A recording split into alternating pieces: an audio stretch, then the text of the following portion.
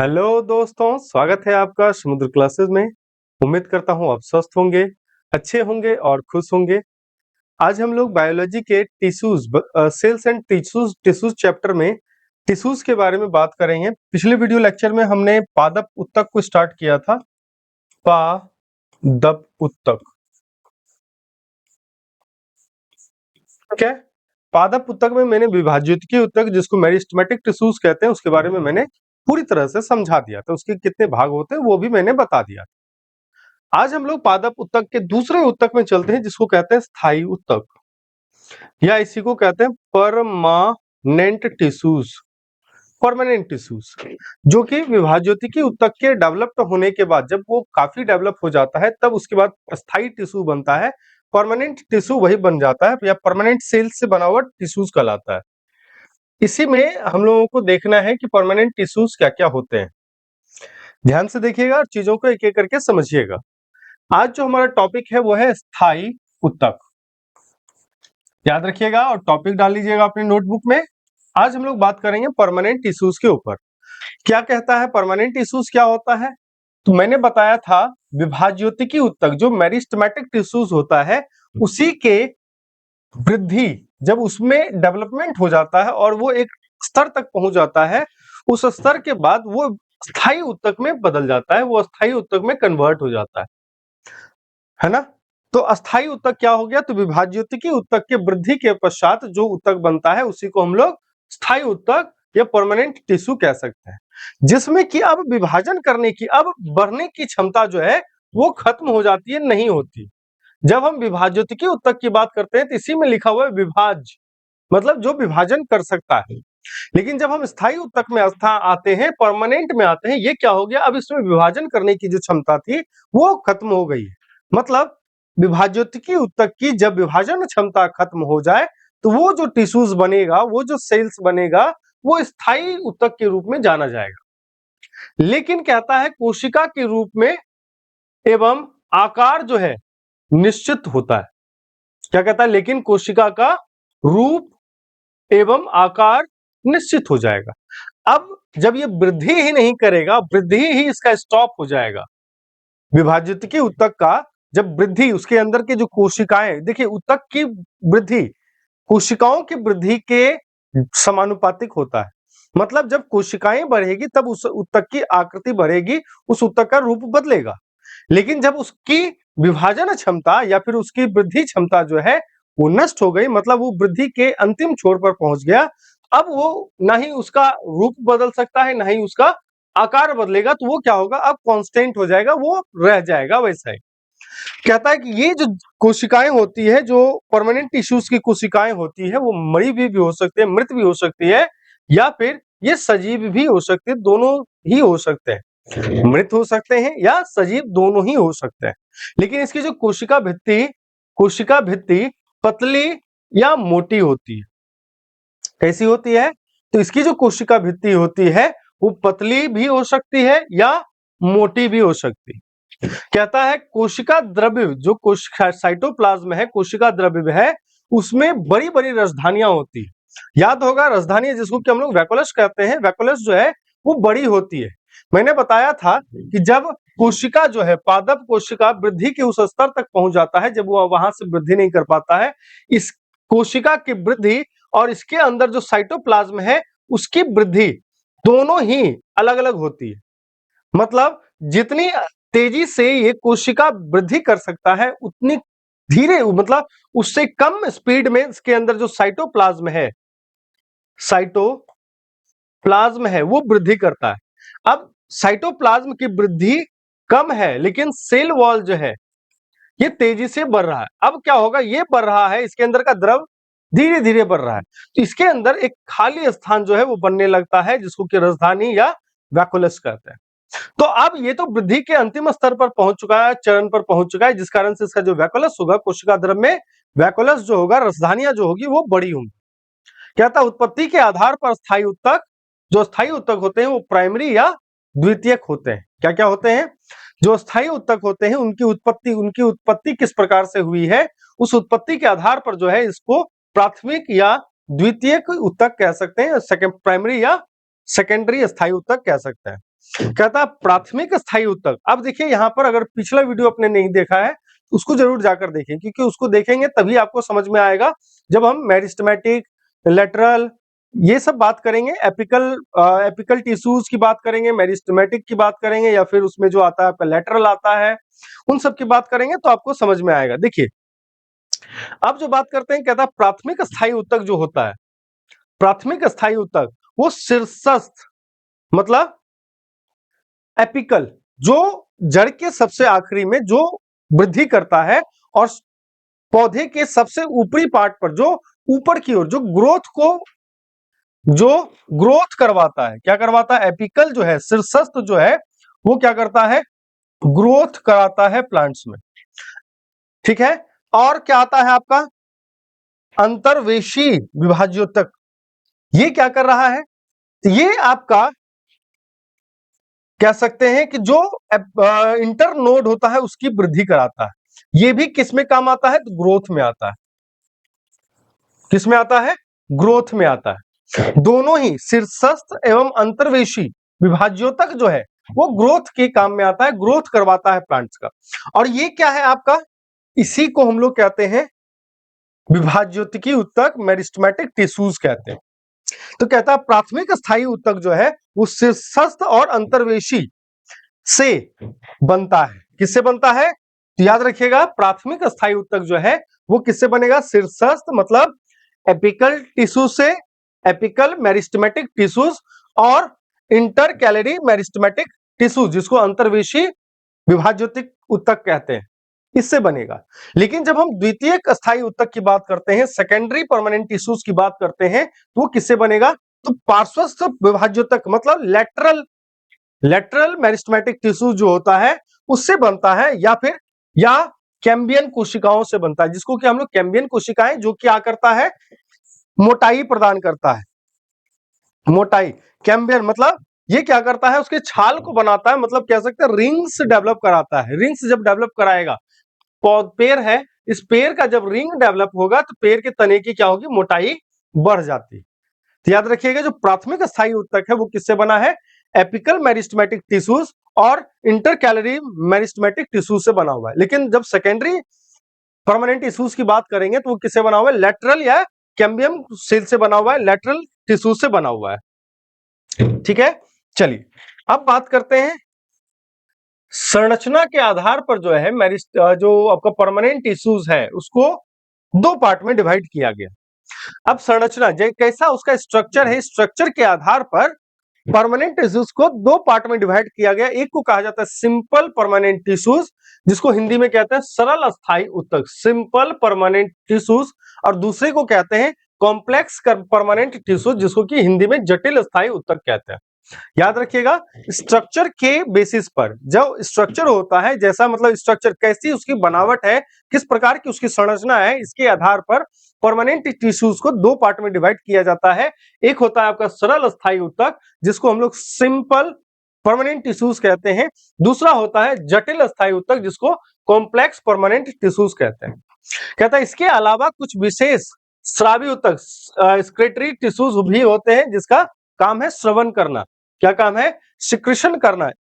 क्या करना है, सिक्रेशन या श्रवण करने का कार्य होता है। तो अब हम लोग जो है देखेंगे, आज जो क्लास होगा वो उसमें हम लोग देख लेंगे सरल अस्थायी ऊतक, उसके बाद नेक्स्ट क्लास में हम लोग पढ़ेंगे कॉम्प्लेक्स परमानेंट टिश्यूज के बारे में। तो चलिए आज हम लोग पढ़ते हैं सरल अस्थायी ऊतक, जिसको कि हम लोग क्या कहते हैं, सिंपल परमानेंट टिश्यूज। देखिएगा कहता है सरल अस्थायी ऊतक, क्योंकि देखिए अगर मैं सरल अस्थायी ऊतक और कॉम्प्लेक्स परमानेंट टिश्यूज दोनों को एक साथ बताने लगूं तो थोड़ी क्लास लंबी हो जाएगी। तो मैं नहीं चाहता हूं कि क्लास ज्यादा लंबा हो, इसलिए मैं छोटे छोटे पार्ट्स में वीडियोस बनाता हूं। तो आज हम लोग बात करने वाले हैं सरल अस्थायी ऊतक, जिसको कि सिंपल परमानेंट टिश्यूज कहते हैं। कहता है सरल अस्थायी ऊतक जो है उसको अलग अलग पार्ट में डिवाइड किया जाता है। एक होता है मृदुतक, एक होता है मृदतक, एक होता है स्थूल कोण, क्या होता है स्थूल कोण, एक होता है दृढ़ ऊतक। तीन होते हैं, कौन कौन से, मृदुतक या मृदु ऊतक या स्थूल कोण ऊतक, तीसरा दृढ़ ऊतक। मृदुतक या मृदु ऊतक को ही क्या कहा जाता है, पैरेनकाइमा। याद रखिएगा पैरेनकाइमा जो है किसको कहा जाता है, मृदु ऊतक को ही पैरेनकाइमा कहा जाता है। स्थूल कौन ऊतक जो होता है उसको कोलेनकाइमा कहा जाता है। याद रखिएगा, स्थूल कौन को क्या कहते हैं? कोलेनकाइमा कहते हैं। और उसके बाद दृढ़ ऊतक जो रिजिड टिश्यूज होता है उसको स्क्लेरेनकाइमा कहते हैं। स्क्लेरेनकाइमा याद रखिएगा, तोड़ के पढ़िएगा तो ज्यादा आसान रहेगा। स्क्लेरेनकाइमा, स्क्लेरेनकाइमा, ठीक है। तो ये समझ में आ गया होगा। अब एक एक करके हम लोग देखते हैं। अब दिमाग में फिट करके रखिएगा, जो हमारा सिंपल परमानेंट टिश्यूज था उसको दो पार्ट में डिवाइड किया गया। एक हो गया पैरेन्काइमा, कोलेनकाइमा और स्क्लेरेनकाइमा। अब हम लोग देखते हैं मृदुतक या पैरेन्काइमा। अब जो हमारा टॉपिक स्टार्ट होगा मृदुतक या पैरेन्काइमा। मृदुतक या पैरेन्काइमा देखिएगा, ये जीवित होता है। कैसा कोशिका होता है इसकी? इस ऊतक की कोशिकाएं जो होती है वो जीवित होती है। आकार की अगर हम बात करें तो गोलाकार हो सकता है या अंडाकार हो सकता है। साथ में बहुभुजी होता है, पॉलीगोनल होता है, मतलब बहुत सारी भुजाओं वाला, मतलब पॉलीगोन टाइप का 6, 7, 8 फलक भी हो सकता है, 10 फलक भी हो सकता है, वो कैसा भी फलक हो सकता है उसमें, तो बहुभुजी होता है। बहुभुजी या फिर अनियमित आकार, किसी भी आकार का हो सकता है जिसको हम लोग डिफाइन नहीं कर सकते हैं। अनडिफाइंड शेप का होगा उसी को अनियमित आकार कहते हैं। याद हो रहेगा, मृदुतक या पैरेन्काइमा जो होता है वो कैसा होता है? उसकी कोशिकाएं जीवित होती है, गोल होता है, अंडाकार हो सकता है या फिर कह सकते हैं अनियमित या बहुभुजी आकार का होता है। अगर हम बात करें कोशिका में, जो कोशिका द्रव्य होता है सघन होता है। कैसा होता है कोशिका द्रव्य? कोशिका द्रव्य जो होता है साइटोप्लाज्म जो होता है वो डेंस साइटोप्लाज्म होता है और इसके अंदर जो है एक केंद्रक भी पाया जाता है। जब जीवित कोशिका की बात करेंगे तो जीवित कोशिका बिना केंद्रक के नहीं हो सकता, क्योंकि ये सारी कोशिकाएं कैसी है? प्रोकैरियोटिक कोशिकाओं में से आता है। तो याद रखिएगा कि जो पादप की मृदुतक कोशिकाएं होती है उसकी कोशिका द्रव्य सघन या डेंस होती है और उसके एक केंद्रक भी होते हैं, उसके पास एक केंद्रक भी पाए जाते हैं। और क्या कहता है? जो इनकी कोशिका भित्ति सेल वॉल होता है वो पतली होती है और सेलुलोज की बनी होती है। कैसी होती है? पतली होती है और सेलुलोज की बनी होती है। किसकी? मृदुतक या पैरेन्काइमा की जो सेल वॉल होती है वो कैसी होती है? पतली होती है, थिन होती है और किसकी बनी होती है? सेलुलोज की बनी होती है। ठीक है, चलिए अगले स्लाइड में चलते हैं। अब यहां पर देखिए पैरेन्काइमा को, यह है पैरेन्काइमा का क्रॉस सेक्शनल और ट्रांसवर्स सेक्शन। क्या है? क्रॉस सेक्शनल और ट्रांसवर्स सेक्शन बना हुआ है। यहां पर आप देख सकते हैं कि कैसा है, पॉलीगोनल है। कहीं पर आपको ये पॉलीगोनल दिख रहा है, कहीं पर ये इरेगुलर शेप का दिख रहा है ना। और इसके अंदर जो है वैकुलस भी बड़ी बड़ी होती है। याद होगा जब मैंने बताया था परमानेंट टिश्यूज की, तो परमानेंट टिश्यूज के अंदर जो रसधानियां होती है या वैकुलस होती है वो बड़ी बड़ी होती है। ठीक है, उसके बाद यहाँ पर देखिएगा कि इसका जो सेल वॉल है वो सेल वॉल भी प्रेजेंट है, जो कि सेल वॉल किसका बना हुआ है? थीन है। सेल वॉल कैसा है? एकदम पतला है, जो कि किसका बना हुआ होता है? सेलुलोज का बना होता है। ओवल शेप्ड भी होता है ना, सर्कुलर भी होता है, गोलाकार भी है, अंडाकार भी होता है। ठीक है, अब एक चीज याद रखिएगा, इस तरह की जो कोशिकाएं होती है उसके अंदर अंतर कोशिकीय स्थान जो होता है, याद रखिएगा इस प्रकार की कोशिकाओं के बीच रिक्त या अंतर कोशिकीय स्थान रहता है। मतलब अंतर कोशिकीय स्थान, देखिए एक टिश्यू है, एक ये टिश्यू है, इस टिश्यू के अंदर बहुत सारी कोशिकाएं होती है। अब कोशिकाओं का जब यहाँ पर अरेंजमेंट हो रहा है, इन अरेंजमेंट के दौरान क्या होता है कि कोशिकाओं के बीच कुछ खाली जगह पर रह जाता है, इसी को कहा जाता है अंतर कोशिकीय स्थान या रिक्त स्थान। तो इस अंतर कोशिकीय स्थान यहां पर किसमें? पैरेन्काइमा में प्रेजेंट रहता है। क्या होता है? कोशिकाओं के मध्य में एक बड़ी रसधानी होती है, जैसे मैंने दिखाया था इमेज में, कोशिका जो होती है उसके बीच में एक बहुत बड़ा वैकुलस होता है। ठीक है, क्योंकि जब ये डेवलप कर गया है तो डेवलप करने के दौरान क्या हुआ है, इसकी राजधानियां जो है वो बड़ी हो गई है, साइटोप्लाज्म गाढ़ा हो गया है लेकिन राजधानियां बड़ी हो गई। यह नए तने, मूल एवं पत्तियों के एपिडर्मिस और कॉर्टेक्स में पाया जाता है। कहां पे पाया जाता है? याद रखिएगा, नया तना, मूल मतलब जड़, पत्तियों के एपिडर्मिस वाले पार्ट और कॉर्टेक्स में यही पाया जाता है। कौन सा?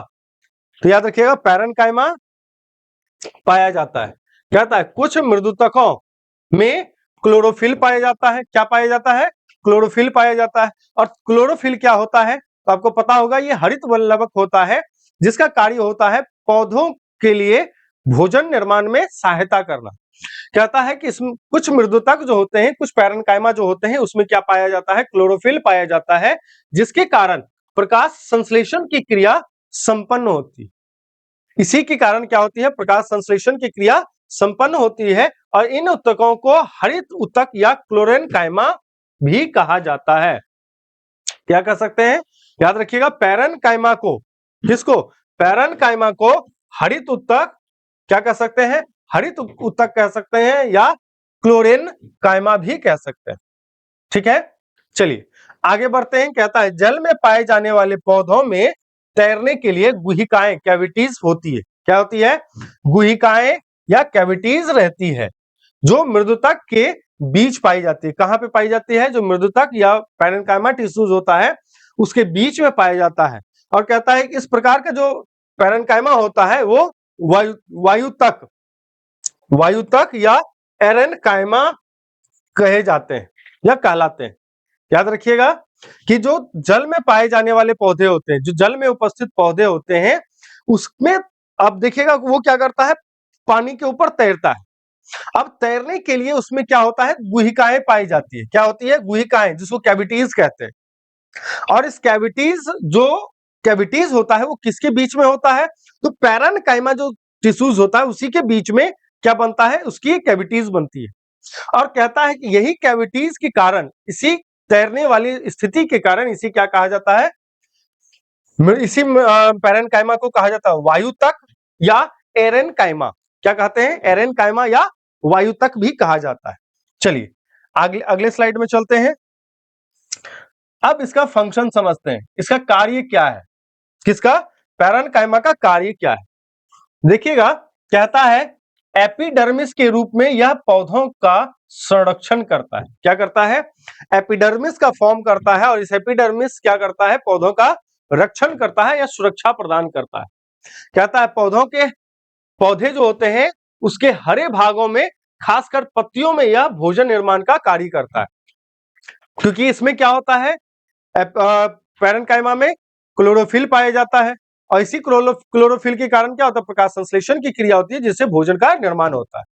कहता है यह उत्तक जो है, यह उत्तक संचित क्षेत्र, स्टोरेज रीजन में भोजन का संचय करता है। स्टोरेज रीजन जो होता है, जहां पर भोजन का स्टोरेज होता है, जहां पे भोजन को संरक्षित रखा जाता है, वहां पर स्टोरेज संचय करके रखता है, स्टोर करके रखता है फूड को। यह उत्सर्जित पदार्थ, जैसे कि पौधे से जो उत्सर्जित पदार्थ होता है, गोंद होता है, रेजिन होता है, टेनिन होता है, ठीक है, ये सारे पदार्थ क्या है, पौधों के उत्सर्जित पदार्थ होते हैं। इसको भी संचित करता है, स्टोर करके रखता है। मतलब पौधे जो उत्सर्जित करते हैं पदार्थ, उसको भी स्टोर करके रखने का भी काम है किसका, तो पैरेन्काइमा का। कहता है यह उत्तक, जो पैरेन्काइमा टिश्यूज है, यह उत्तक भोजन के पार्श्व चालन में सहायता करता है, लेटरल कंडक्शन में इसका सहायता करता है। कहता है इसमें पाए जाने वाला जो अंतर कोशिकीय स्थान है, जो इंटरसेल्युलर स्पेस है, वो गैसियस एक्सचेंज में मदद करता है, गैसीय विनिमय, मतलब गैस के आदान प्रदान में मदद करता है। ठीक है, तो ये सारा कार्य किसका था, पैरेन्काइमा का वर्क था। अब हम लोग चलते हैं अगले टिश्यूज में, अगले परमानेंट टिश्यूज में, जिसको स्थूल कॉर्न या कोलेनकाइमा कहते हैं। ध्यान से देखिएगा, कहता है इसकी केंद्रक युक्त, लंबी या अंडाकार या बहुभुजी जीवित रसधानी युक्त होती है। इसकी जो कोशिकाएं होती है, इसकी जो कोशिकाएं, इसकी सेल्स जो होती है वो कैसी होती हैं, केंद्रक वाली होती हैं, लंबी होती हैं, राजधानियां युक्त होती हैं, बहुभुजी हो सकती है, बहुभुजी मतलब बहुत सारे भुजाएं वाली हो सकती है, जीवित होती है, या साथ में राजधानी युक्त, मतलब इसमें भी बड़ा वैकुलस होगा। जब हम बात करेंगे परमानेंट टिश्यूज की, इसमें बड़ी बड़ी राजधानियां भी पाई जाती है। कहता है इसमें हरित लवक होता है। क्या होता है इसमें, क्लोरोफिल पाया जाता है, हरित लवक होता है, और भित्ति जो होता है इसमें, एवं भित्ति में किनारों पर सेल्यूलोज होने से स्थूलन होता है। क्या होता है, जो किनारे, जो सेल्स होते हैं उसके किनारों में, उसके साइड में क्या होता है, सेल्स, कोशिका भित्ति जो होती है वो सेल्स में होता है, मतलब सेल्स की कोशिका भित्ति जो है सेल्यूलोज की बनी होती है, जिसके कारण स्थूलन होता है, मतलब ठहराव होता है। कहता है इसमें कोशिकाओं के बीच बहुत कम स्थान होता है, इसमें जो इंटरसेल्यूलर स्पेस है वो बहुत कम होता है, यह उत्तक पौधे के नए भागों पर पाया जाता है। ये जो टिश्यूज होते हैं ये कहां पर होते हैं, तो जो पार्ट पौधे का नया भाग होता है वहां पर ये टिश्यूज पाए जाते हैं। कहता है यह विशेषकर ये जो आपका कोलेनकाइमा टिश्यूज है स्पेशली जो है वो कहां पाया जाएगा, एपिडर्मिस के नीचे, मतलब पर्णवृंत, पर्णवृंत, पुष्पवृंत और पुष्पावली वृंत। अब ये प्लांट्स के अलग अलग पार्ट हैं, जब हम लोग प्लांट्स के बारे में डिटेल में पढ़ेंगे ना, पार्ट्स के बारे में, तब हम लोग ज्यादा बेहतर तरीके से उसको एक्सपोजर दे पाएंगे। अभी फिलहाल याद रखिए कि जो कोलेनकाइमा टिश्यूज होता है वो कहां कहां पर होगा, लीफ पेट्योल पे होगा जिसको पर्णवृंत कहते हैं, दूसरा पुष्पवृंत पर होगा, फ्लावर के पेडियोल पे होगा, और पुष्पावली वृंत पे होगा। ठीक है, ऐसे जगह पर इसके एपिडर्मिस के नीचे में पाया जाएगा, लेकिन जड़ों में नहीं पाया जाता है। कहां नहीं पाया जाएगा, जो जड़ होते हैं उसके पार्ट में उसके पास ये नहीं पाया जाता है कोलेनकाइमा। इसका वर्क क्या है, फंक्शन क्या है, याद रखिएगा ये पौधों को क्या दे रहा है, मैकेनिकल सपोर्ट देता है। कैसा सपोर्ट देगा, ये मैकेनिकल सपोर्ट, कोलेनकाइमा जो है ये प्लांट्स को मैकेनिकल सपोर्ट देने का काम करता है। कहता है जब इसमें हरित लवक या क्लोरोप्लास्ट पाया जाता है तो ये क्या करेगा, ये भोजन का निर्माण भी करेगा। सिंपल है कि जब क्लोरोफिल या क्लोरोप्लास्ट या हरित लवक पाया जाएगा तो वो जहां भी पाया जाएगा, जिसमें पाया जाएगा, वो भोजन के निर्माण में सहायता करेगा या कहीं ना कहीं डायरेक्टली भी भोजन निर्माण का कार्य करता है। ये है आपका कोलेनकाइमा, है ना। इसका सेल वॉल देखिए थोड़ा मोटा होता है, वैक्यूलस भी बड़ा होता है और थिक कॉर्नर वाला वॉल होता है। ठीक है, चलिए अगला है आपका दृढ़ ऊतक, जिसको कि हम लोग स्क्लेरेनकाइमा कहते हैं। देखिएगा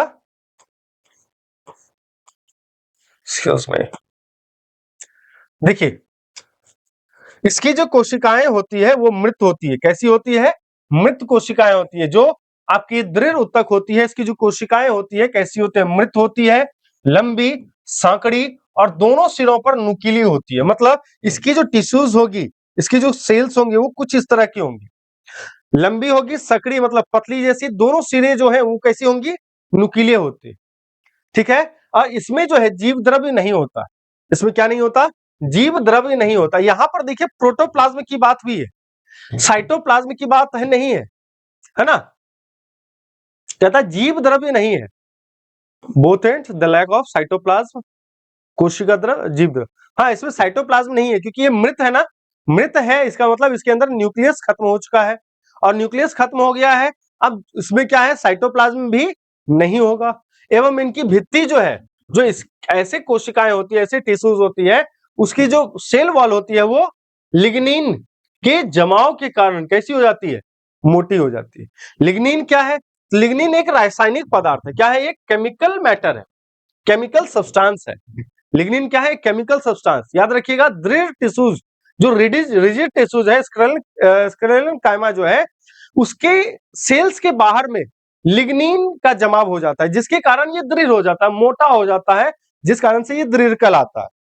अब ये लिग्निन क्या है, तो लिग्निन एक कार्बनिक सब्सटेंस होता है। क्या होता है, केमिकल सब्सटेंस होता है।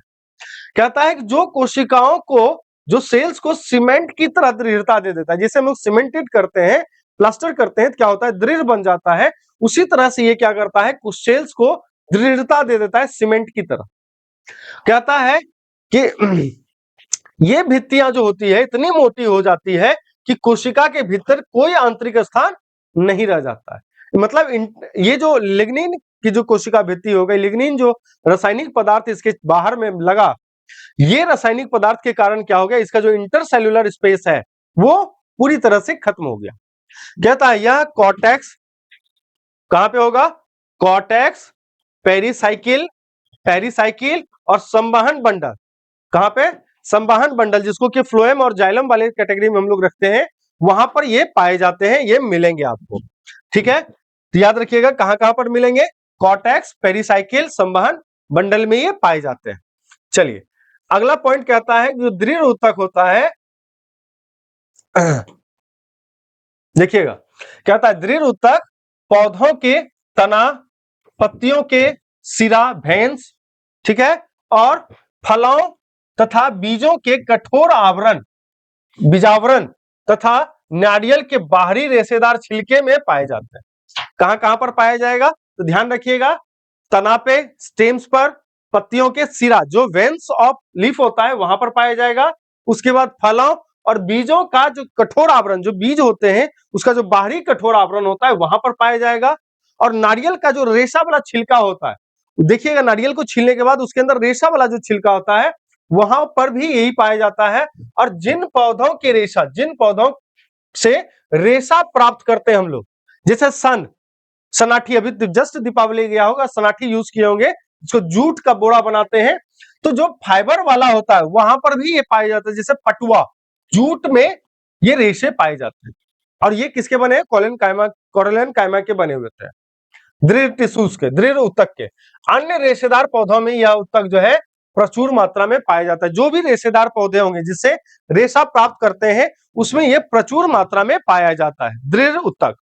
ठीक है, चलिए आगे देखते हैं। अब जो लास्ट है आपका वो है कॉर्क टिश्यूज या कॉर्क सेल। देखिएगा कॉर्क सेल का यूज होता है कुछ खेल की, जो खेलते हैं हम लोग, गेम्स वगैरह खेलते हैं, उसमें कुछ वस्तुओं को बनाने के लिए, क्योंकि विद्युत का चालक कुचालक है और जल्दी जलता भी नहीं है ना। और साथ में बॉटल का कॉर्क, बॉटल के ऊपर ढक्कन बनाने के लिए इसका प्रयोग किया जाता है, कॉर्क कोशिका, जिसको कि हम लोग कॉर्क सील कहते हैं। कहता है समय के साथ साथ जड़ तना जैसे पुराने होते हैं। कैसे, कौन कौन सा, जड़ और तना जैसे जैसे पुराने होते जाते हैं, इसके बाहरी ऊतक जो है विभाजित होकर कॉर्क कोशिका या छाल का निर्माण करते हैं। तो कॉर्क को आप क्या कह सकते हैं, छाल, क्या कह सकते हैं आप, छाल वाली कोशिका। ठीक है, तो कहता है कि जो पौधे होते हैं उस समय के साथ उसके जड़, उसको तना के जो है विभाजित होकर, उसके ऊतक जो है विभाजित होकर क्या बन जाता है, कॉर्क सेल बन जाता है, कॉर्क कोशिका या छाल बन जाता है। कहता है वस्तुतः जो है, वस्तुतः एक दूसरे विभाजोतक की पट्टी तने के एपिडर्मिस का स्थान लेती है। ठीक है, कहता है यह सुरक्षात्मक कवच का कार्य करती है। क्या कार्य करेगी, अब छाल है, छाल पौधे को क्या करेगी, सुरक्षात्मक कवच प्रदान करती है, मतलब वो पौधे को डिहाइड्रेट होने से भी बचाने का कार्य करती है। तो सुरक्षात्मक कवच देगा। साथ में क्या कर रहा है, इनकी कोशिकाएं कैसी होंगी, मृत होती है, मरी भी होती है। साथ में एवं इनके बीचों बीच जो अंतर कोशिकीय स्थान होता है वो खत्म हो जाता है, वो मर जाता है, वो चला जाता है, मतलब इंटरसेल्यूलर स्पेस जो होता है वो खत्म हो जाता है। और ये कोशिकाएं जो है वो रेडियल रूप से विभाजित, क्या कहते हैं, व्यवस्थित होती है, मतलब सर्कुलर मैनर में ये व्यवस्थित होती है। कैसी, कोई जो है इस फॉर्म में डिवाइडेड है, कोई पेंटागोनल हेक्सागोनल में डिवाइडेड है, ये जो है सर्कुलर रेडियल फॉर्म में ये व्यवस्थित रूप से रहती है। कहता है कि इन कोशिकाओं का जो दीवार होता है, इन सेल्स का जो वॉल होता है वो कैसा होता है, मोटा होता है। कैसा होता है, मोटा होता है। और कहता है कि कारण जो है, कारण क्या है, सुबेरियन नामक कार्बनिक पदार्थ जमा रहता है। इस कॉर्क का छाल का जो कोशिका होता है उसका दीवार कैसा होता है, उसका जो वॉल होता है वो कैसा होता है, वो मोटा होता है, क्योंकि इसके ऊपर क्या पता पाया जाता है, सुबेरियन नाम का जो है कार्बनिक सब्सटेंस इसके ऊपर पाया जाता है।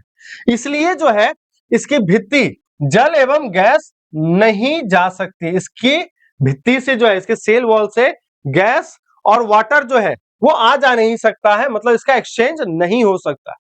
कहता है इन कोशिकाओं में जीव द्रव्य नहीं होता। इन कोशिकाओं में क्या नहीं होता, प्रोटोप्लाज्म नहीं पाया जाता। प्रोटोप्लाज्म नहीं पाए जाने का मतलब होता है उसके अंदर ना न्यूक्लियस होगा ना साइटोप्लाज्म होगा। Protoplasm is a combination of nucleus and cytoplasm. कहता है कॉर्क जो है कोशिका का कार्य, कॉर्क कोशिका का कार्य क्या है, रक्षा करना। ये क्या करता है, पौधे को प्रोटेक्ट करता है, उसके बाहरी लेयर को प्रोटेक्ट करता है। यह कैसा होता है, हल्का होता है, कैसा होता है, लाइट वेट में होता है और आग नहीं लगती है जल्दी, इसमें क्या नहीं होता है, आग नहीं लगता है। अब आग नहीं लगेगा इसलिए जो है इसका क्या उपयोग होता है, बोतल का कॉर्क, बोतल का ढक्कन, देखिएगा शैंपेन का जो बोतल होता है उसके ऊपर से टक से जो खोलता है वो किसका बना होता है, इसी कॉर्क का बना होता है। खेल का सामान, खेल में जो प्रयोग होने वाले सामान है उसको उसके बनाने में इसका इस्तेमाल किया जाता है। कॉर्क जो होता है वो विद्युत रोधी होता है, इलेक्ट्रिक इंसुलेटर होता है और उष्मा रोधी भी होता है, हीट इंसुलेटर भी होता है। मतलब कह सकते हैं कुचालक होता है। क्या होता है? कॉर्क जो है वो अच्छा कुचालक है, चाहे वो विद्युत हो चाहे वो उष्मा हो, दोनों का ही क्या है, ये कुचालक होता है। तो उम्मीद करता हूं आपको जो भी चीजें मैंने बताई है स्थायी उत्तक के बारे में वो आपको समझ में आया हो। स्थायी उत्तक में जो भी डिटेल हो सकता था मैंने आज कर दिया है। ठीक है, स्थायी उत्तक आप लोग अच्छे से पढ़िएगा। उम्मीद करता हूं आपको जो भी चीजें मैंने बताई है आपने उसको नोट डाउन भी कर रखा हो। अगर अभी तक आप इस वीडियो में बने हुए हैं इसका मतलब है आपने वीडियो के कंटेंट को समझा, आपको समझ में आया और आपको अच्छा भी लगा। तो अगर अभी तक आपने सब्सक्राइब नहीं किया तो नीचे सब्सक्राइब का बटन है, सब्सक्राइब करें, चैनल को सब्सक्राइब करें, साथ में उसमें बेल आइकन में ऑल का प्रेस करें, क्योंकि ऑल अगर आप करेंगे तो जब भी हमारा वीडियो अपलोड होगा तब आपको नोटिफिकेशन मिल जाएगा। साथ ही आपका अगर कोई सुझाव है तो कमेंट बॉक्स में कमेंट कर सकते हैं, कमेंट बॉक्स में ड्रॉप कर सकते हैं आप कोई भी सुझाव। साथ ही साथ आप लाइक करके हमें अप्रिशिएट कर सकते हैं। फिलहाल छठ महापर्व के आज खरना का आप सभी बिहार वासियों को हार्दिक शुभकामनाएं। अच्छे से और सौहार्द से छठ पर्व मनाएं। तब तक जय हिंद, जय Bharat. Thank you so much.